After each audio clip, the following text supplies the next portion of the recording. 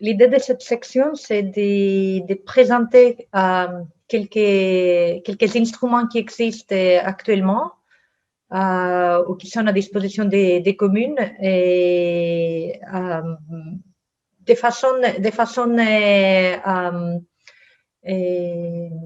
c'est pas une liste exhaustive et c'est juste pour avoir une idée de quel type des opportunités existent, comment elles fonctionnent et voir aussi qu'il y a des appels à projets, des bailleurs de fonds très différentes auxquelles les communes tunisiennes sont éligibles pour déposer leurs projets. Et comprendre un peu aussi la complexité et la complémentarité des différents instruments qui sont à disposition des communes.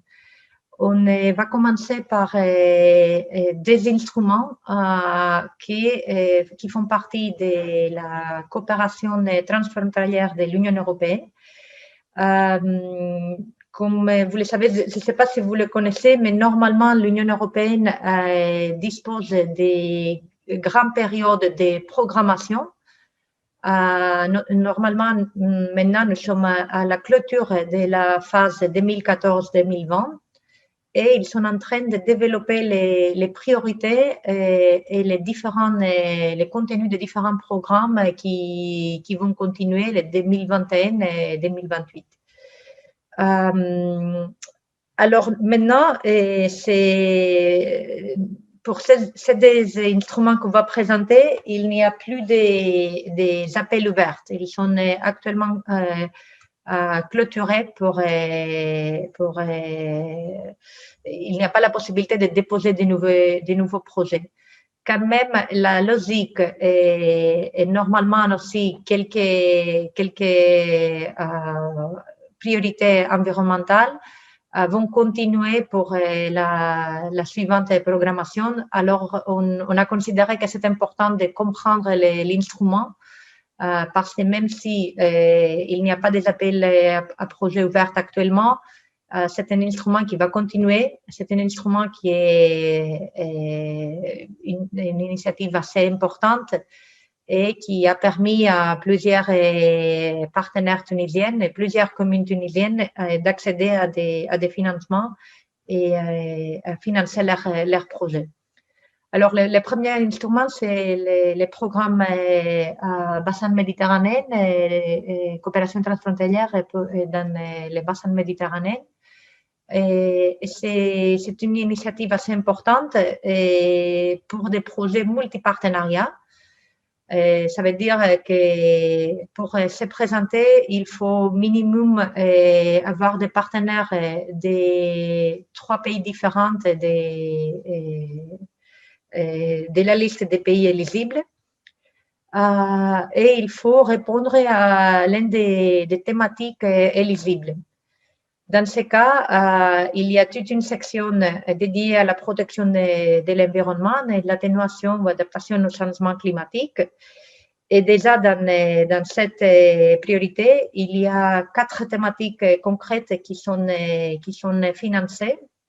L'efficience énergétique des bâtiments publics, la valorisation des déchets, et notamment la fraction organique, et l'efficience de la gestion de l'eau municipale et aussi la question de la gestion intégrale des zones côtières, surtout pour faire face au changement climatique. C'est un programme qui fonctionne à travers des appels à projets et il y a différents types de projets qui sont financés.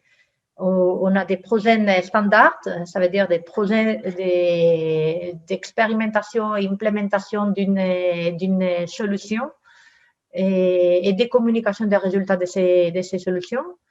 Mais il y a aussi des projets stratégiques, ça veut dire des projets qui ont une vocation des macro-stratégies de la bassin méditerranée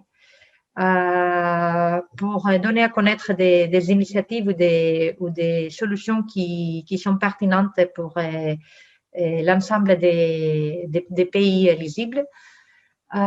Et aussi projets de capitalisation, ça veut dire des projets qui sont plus axés à communiquer les résultats, à capitaliser les apprentissages des programmes, des projets standards. C'est un instrument qui est très compétitif. Dans l'appel à projet, il y a beaucoup de partenariats qui déposent leurs projets. C'est difficile d'accéder au financement. C'est aussi un programme qui identifie d'une façon très claire quelles sont les activités éligibles et quelles sont les activités qu'ils veulent que les projets implémentent ou mettent en terme et quels sont les indicateurs de résultats qu'il faut présenter. Alors, notre projet doit s'adapter à ce que les programmes demandent. Et bien sûr, pour la définition de ces priorités de demande, les pays, les États ont participé dans la phase de montage de la stratégie du programme pour s'assurer que les priorités du programme répondent aux besoins des États et aux besoins des territoires éligibles. Alors, pour une commune tunisienne, personnellement, je crois que c'est un programme dans lequel c'est difficilement une commune tunisienne sera les partenaires coordinateurs, les partenaires leaders du projet, parce que normalement c'est aussi un programme aussi avec une gestion financière assez lourde et assez compliquée. Et quand même, on a vu que pour les volets environnement, protection de l'environnement, et les priorités qui ont été marquées sont des priorités qui font partie des compétences directes des communes tunisiennes.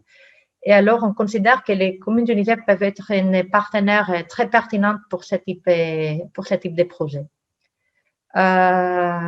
Pour accéder à ce type de projet, comme on a dit, c'est très important d'avoir créé un réseau de partenariats, d'être informé des appels, mais aussi de connaître ces partenaires internationaux qui déposent, qui préparent des candidatures et qui cherchent des partenaires. Et c'est pour ça très important d'avoir créé toutes ces relations de partenariats qu'on a parlé au commencement. Et vous dire aussi que pour ce type de projet, pour ces programmes, normalement, les partenariats doivent être complémentaires. Ça veut dire qu'on ne peut pas avoir un partenariat avec seulement des villes de différents pays. Il faut qu'il y ait différents types de partenaires, comme on a vu au commencement, donc des universités ou centres de recherche, des réseaux des villes ou des réseaux ou des associations avec une vocation méditerranéenne. Et chaque partenaire aura une fonction différente. Ce n'est pas les mêmes activités qui vont être implémentées par une ville qui est le territoire d'implémentation du testing, de l'expérimentation du projet, qui est d'un réseau de villes, d'une association qui est active à l'ensemble du bassin méditerranéen, qui dans ce cas peut avoir un rôle plus de diffusion, de capitalisation, de communication des résultats. De la même façon, ce n'est pas le même rôle qu'il y aura une chambre de commerce qu'un centre de recherche et de l'innovation. Chaque partenaire, alors, doit montrer quel est son rôle et quelle est son utilité dans le cadre du programme. Et normalement, ces programmes demandent aussi une forte partie de communication et de diffusion des résultats, mais aussi des réseautages avec des autres initiatives existantes et avec des autres projets qui se font dans les territoires méditerranéens afin de chercher des synergies et de pouvoir avoir une vocation des propositions politiques et des contributions aux politiques publiques en Méditerranée. Cette opportunité de ce programme, c'est une opportunité, on va dire, réelle aujourd'hui, parce qu'elle est rodée. Il y a plusieurs communes, je citerai juste à titre d'exemple Sfax, Madia, Sousse, qui utilisent cet instrument d'une manière répétitive. Hein. C'est pas, ils ne sont pas à leur premier financement, ils sont parfois à leur quatrième, voire cinquième financement. Tout à l'heure, on parlait des partenariats, de s'ouvrir sur son écosystème. Il y a quelques années, je me rappelle que déjà, Sousse et Sfax se sont mis ensemble, les deux communes, pour demander un soutien. Et ils ont mobilisé l'université de Sfax en tant que partenaire et l'Agence nationale de gestion de déchets. Du coup, à l'échelle nationale, c'était ces 4 partenaires, institutions de recherche académiques, une agence nationale plus 2 communes.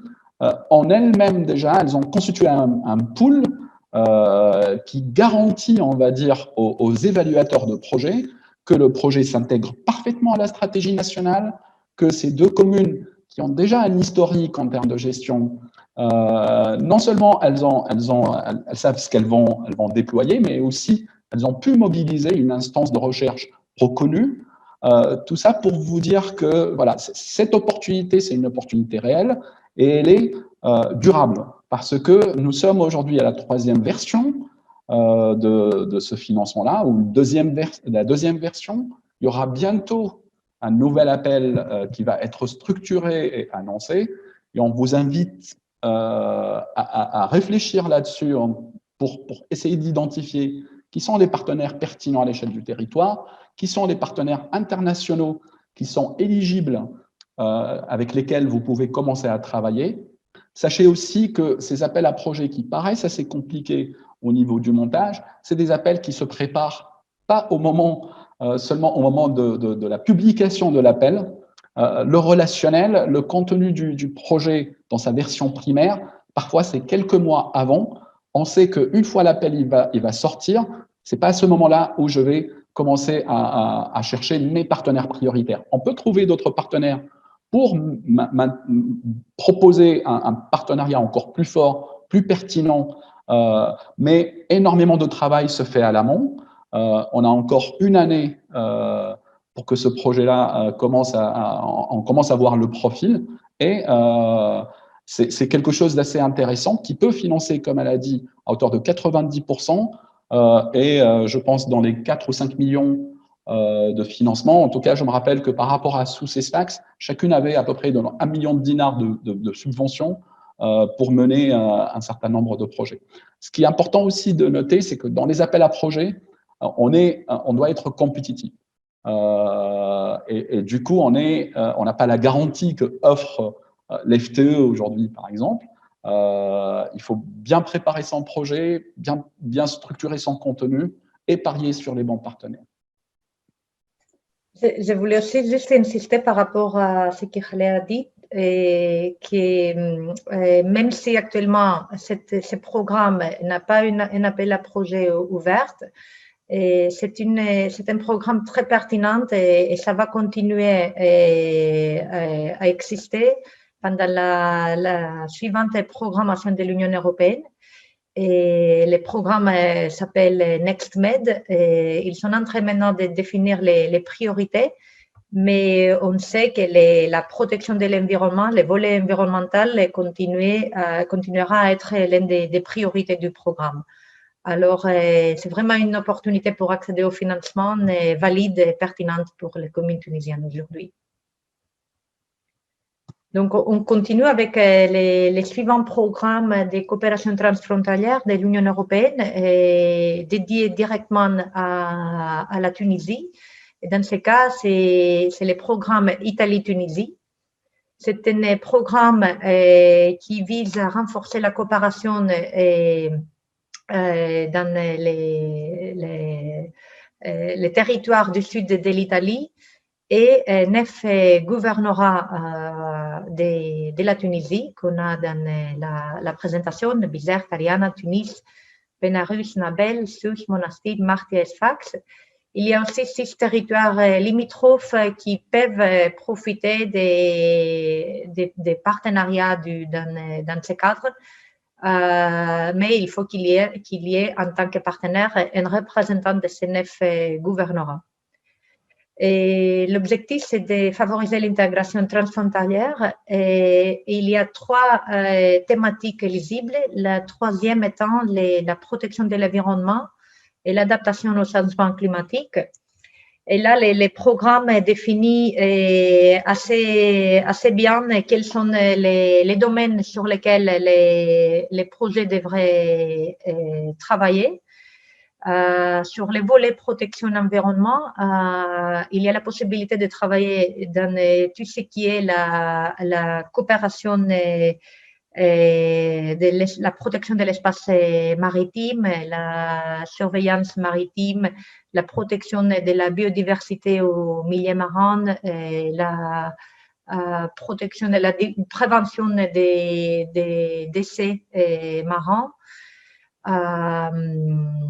On voit qu'il y a une vocation marine assez claire, mais aussi le renforcement des capacités, l'essence des bonnes pratiques et la capitalisation sur des domaines relatifs à la maîtrise de l'énergie, la valorisation des déchets, la gestion efficace de l'eau et des projets relatifs à l'atténuation du changement climatique. Alors, on voit que vraiment les thématiques sont pertinentes pour les types de projets que nous sommes en train de discuter aujourd'hui. C'est pareil que dans l'initiative qu'on vient de présenter, il n'y a pas actuellement un appel à projet ouvert, mais on considère que c'est un programme qui va continuer dans la suivante phase de programmation. Et là, il y a, disons, moins de compétences pour y accéder, puisque c'est un programme dédié spécifiquement à la coopération entre l'Italie et la Tunisie.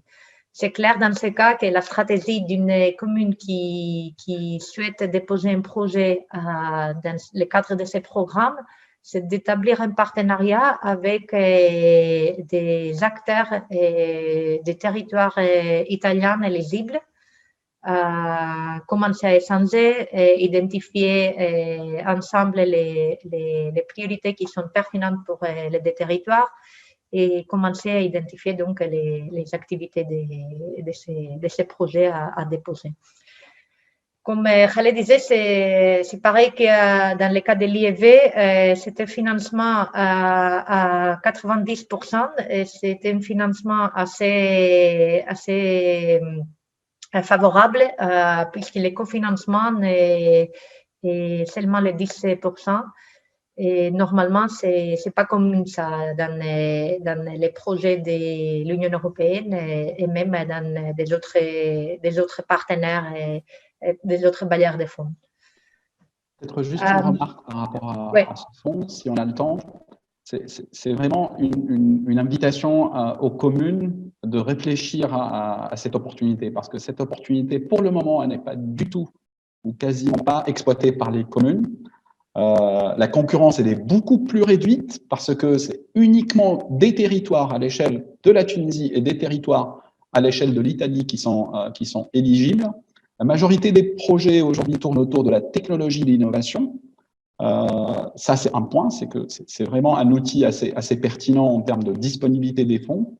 Et deuxième point, lorsqu'on regarde les thématiques éligibles, on voit qu'il y a l'entrepreneuriat, il y a l'innovation, il y a la question de l'environnement et l'adaptation au changement climatique. Parfois, on se dit, est-ce qu'on ne peut pas monter un projet qui répondrait à l'ensemble des thématiques éligibles, de sorte que même en constitution du partenariat, on se dit, on va mettre une entreprise et on va mettre une université et on se mettra à 3 pour le développement du projet et sa construction. Parce que depuis tout à l'heure, je vois qu'il y a pas mal de réclamations en termes de on ne peut pas le faire, on ne peut pas monter ce type de projet seul. Justement, c'est que si vous êtes avec d'autres partenaires, ça devient un petit peu plus facile. les programmes moins compétitifs, ils sont aussi moins exigeants en termes de rédaction. Moi, j'ai un tout petit peu travaillé pour l'antenne et je sais que la qualité, par exemple, ou la qualité des propositions fournies dans l'IVP transfrontalier n'a rien à voir avec l'Italie-Tunisie. Par rapport au choix des thématiques éligibles, sachez que l'évaluateur, il va vous demander quelle est votre thématique principale. Ça veut dire que vous devez trancher à un moment et dire est-ce que votre projet correspond à la priorité 1, 2 ou 3 ou 5 et ainsi de suite.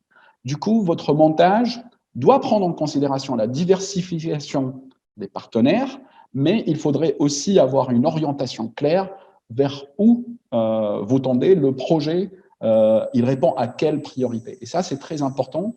Voilà, retenez cela, c'est que c'est pertinent de pouvoir se mettre à plusieurs types de partenaires, notamment des partenaires qui appartiennent au même territoire, mais à un moment donné, il faudrait pouvoir se dire, est-ce que c'est un projet qui répond à la question climat-environnement, et du coup, c'est un projet qui devrait par la suite être porté par la commune, ou bien c'est un projet qui pourrait tourner autour de l'entrepreneuriat, l'innovation, et là-dessus, la commune, elle peut jouer un rôle.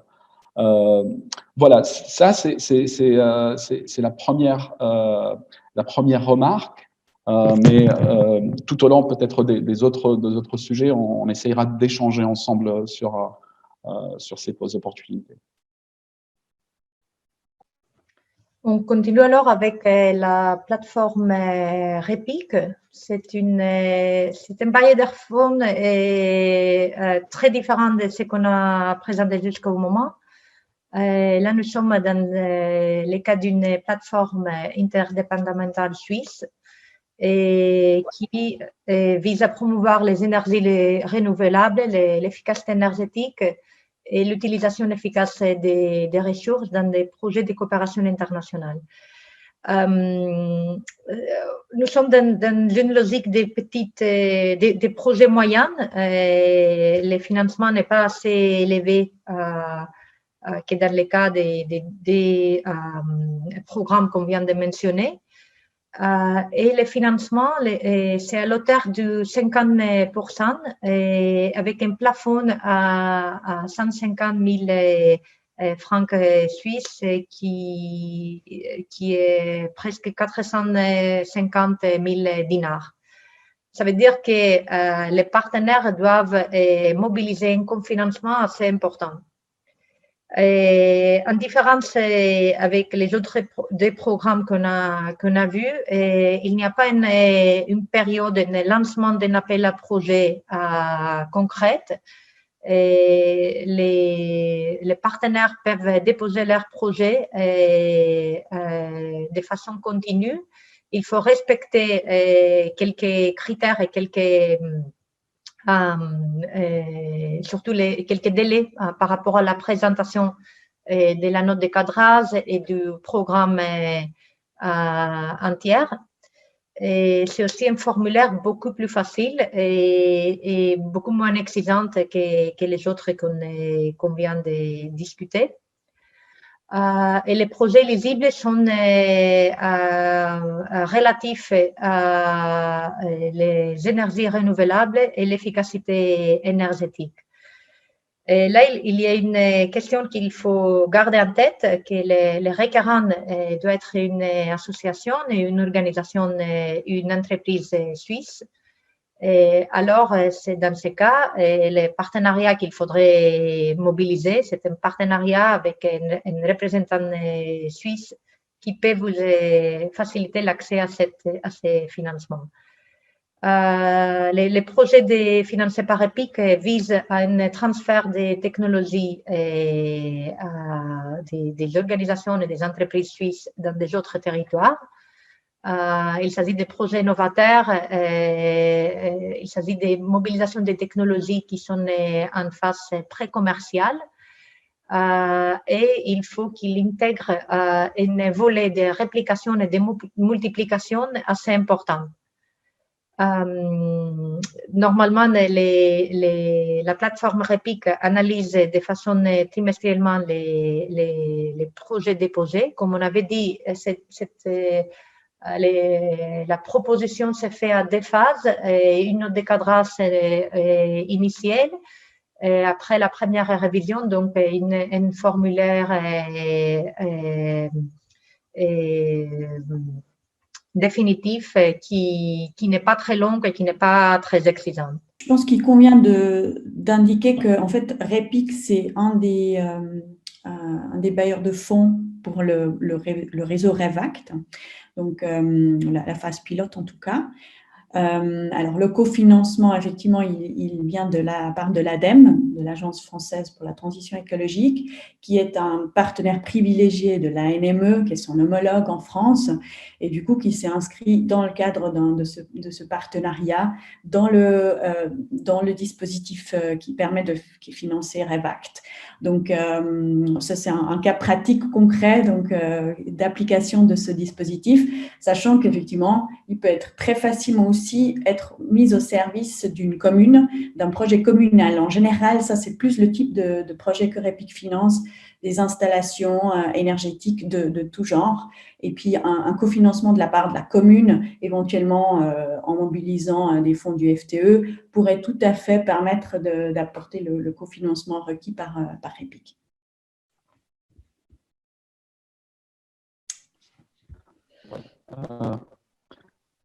Par rapport à cet appel à projet, vous vous rappelez tout à l'heure, lorsqu'on avait parlé des développements des relations avec les acteurs territoriaux, on avait dit qu'il y avait deux types de soutien, un soutien direct et un soutien indirect par la mobilisation de structures ou de mobilisation d'instruments financiers nationaux. C'est vraiment le cas pratique qui est à disposition des communes tunisiennes. C'est un fonds dédié uniquement au partenariat entre villes tunisiennes et villes françaises. Il y en a plusieurs communes tunisiennes parmi nous qui ont plus qu'une relation de jumelage. Il y en a qui ont 2, voire 3, voire aussi des relations de partenariat assez solides. Là, ce fonds, il est à disposition pour pouvoir implémenter à deux ce type d'initiative. C'est un fonds annuel qui est à disposition du partenariat. Pourquoi j'ai répété plusieurs fois le terme partenariat? En fait, généralement, ce fonds, il est là pour renforcer une relation existante entre communes tunisiennes et communes françaises et qui va mettre des moyens financiers à hauteur de 50% pour financer des actions communes. Ça veut dire que ici, on est dans un autre cas, contrairement aux autres appels à projets où on est à la recherche de partenariats, à la recherche de qui va mener le projet et ainsi de suite. Ici, on est dans une démarche tout à fait différente où on a une relation de partenariat existante qu'à deux, on souhaite la consolider. Lorsqu'on parle d'un cofinancement à hauteur de 50%, qu'est-ce que ça veut dire? Ça veut dire que les autres 50% doivent être fournis par et le partenaire français et le partenaire tunisien. En tant qu'exigence, il faudrait que le partenaire français démontre qu'il va aussi participer, contribuer dans la mise en œuvre du projet.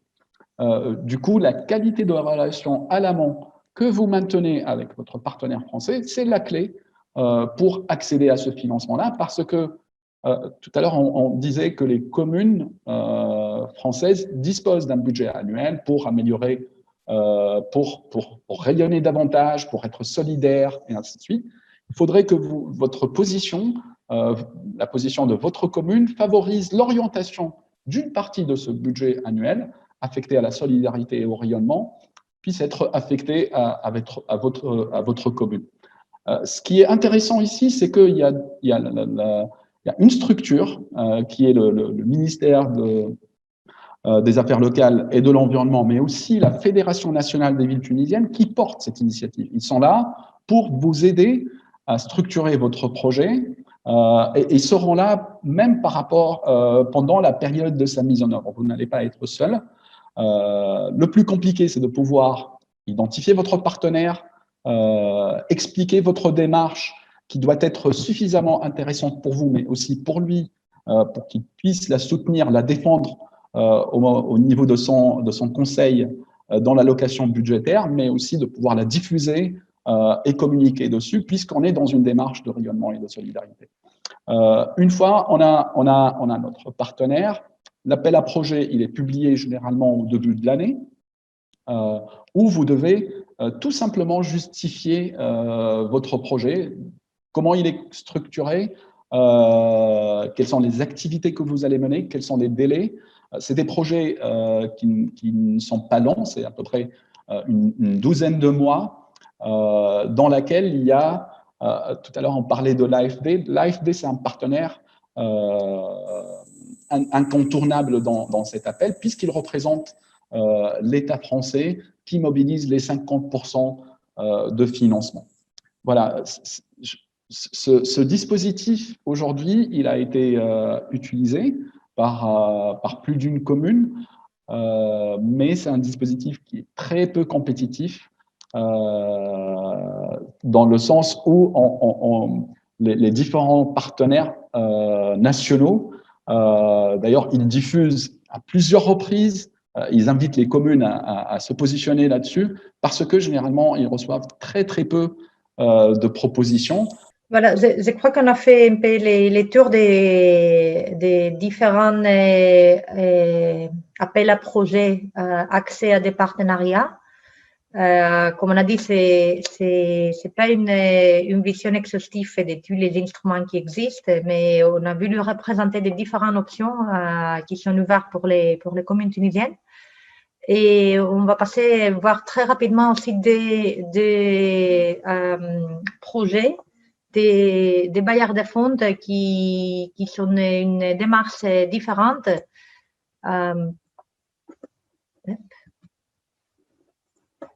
Okay.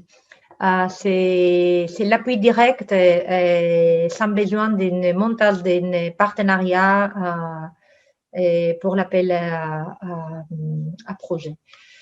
Et la première opportunité, c'est un nouveau fonds qui a été lancé de 55 millions d'euros à destination des villes des pays émergents et qui est géré par la Banque mondiale et la Banque européenne d'investissement à travers un partenariat avec la GIZ. Il ne s'agit pas d'un financement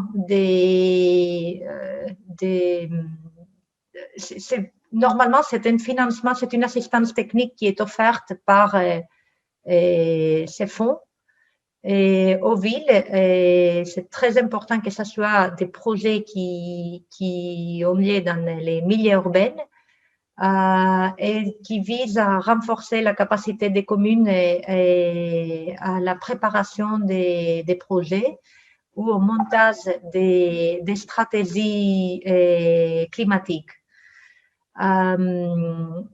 Normalement, la ville peut accéder, peut déposer son projet à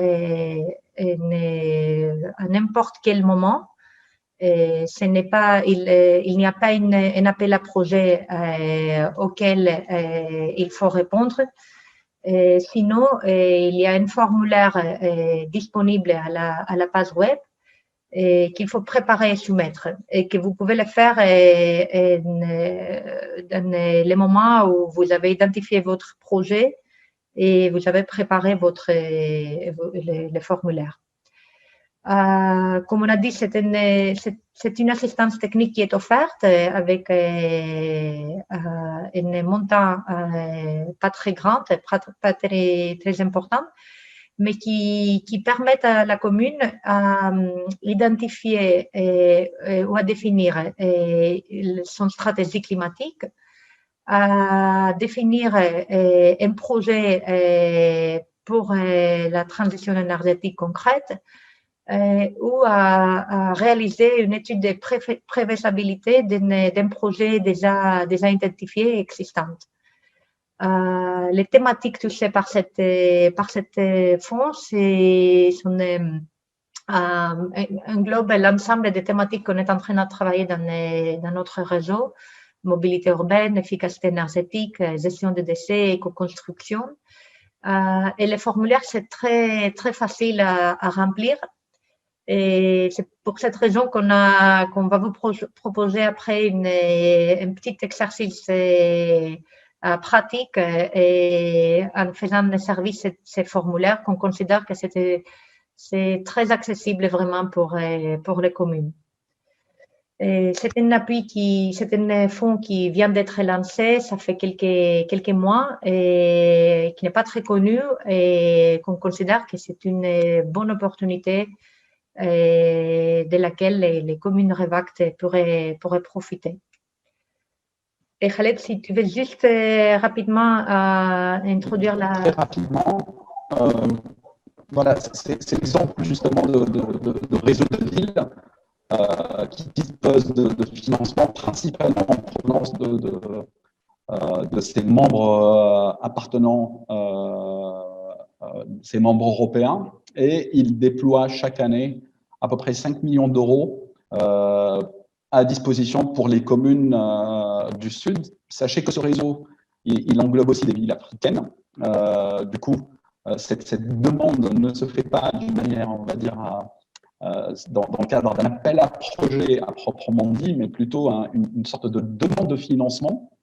L'implication de chaque commune dans ce réseau, la possibilité de participer aux différentes activités, de communiquer sur ses réalisations communales, de partager ses expériences, va augmenter la visibilité de la commune et du coup favoriser la sélection qui se fait d'une manière discrétionnaire au niveau de cet appel, de cet instrument financier. Cet instrument a servi à plusieurs communes, notamment Sousse, Tunis et ainsi de suite. C'est clair qu'on ne peut pas cumuler plusieurs financements de suite parce qu'il y a aussi une logique distributive assez intéressante entre les différentes villes actives.